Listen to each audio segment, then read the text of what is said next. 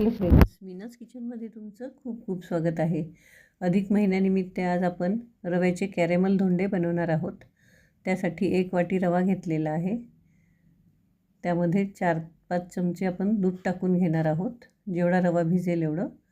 आणि हे 15-20 मिनटं ठेवून द्यायचं आहे. 15 मिनटानंतर कढईत तूप घ्यायचं आहे आणि कढईमध्ये तुपामध्ये हा रवा जो भिजलेला आहे तो छान खमंग भाजून घ्यायचा आहे. या अगोदर पण मी तुम्हाला खव्याचे आणि पुरणाचे धोंडे दाखवलेले आहेत माझ्या चॅनलवर, ते तुम्ही पाहू शकता. तर अगदी छान खमंग असा आपला रवा भाजलेला आहे, तो काढून ठेवला आहे. त्यानंतर जेवढा रवा घेतला तेवढीच कोरड्या कढईमध्ये साखर घेऊन त्याचं आपण आता कॅरेमल करून घेतलेलं आहे.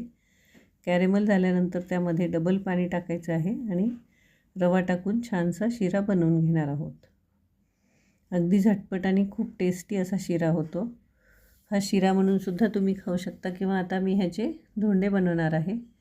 तर असा हा छानसा शिरा तयार झालेला आहे. तो एका बाउलमध्ये काढून आपण थंड करून घेऊया आणि त्याचे धोंडे तयार करणार आहोत. साच्यामध्ये थोडेसे ड्रायफ्रूट टाकायचे आहेत आणि साच्यामध्ये शिरा टाकून असे त्याचे धोंडे करायचे आहेत. हे जे धोंडे आहेत ते 33 असे करून देवासमोर आपण आता ठेवलेले आहेत.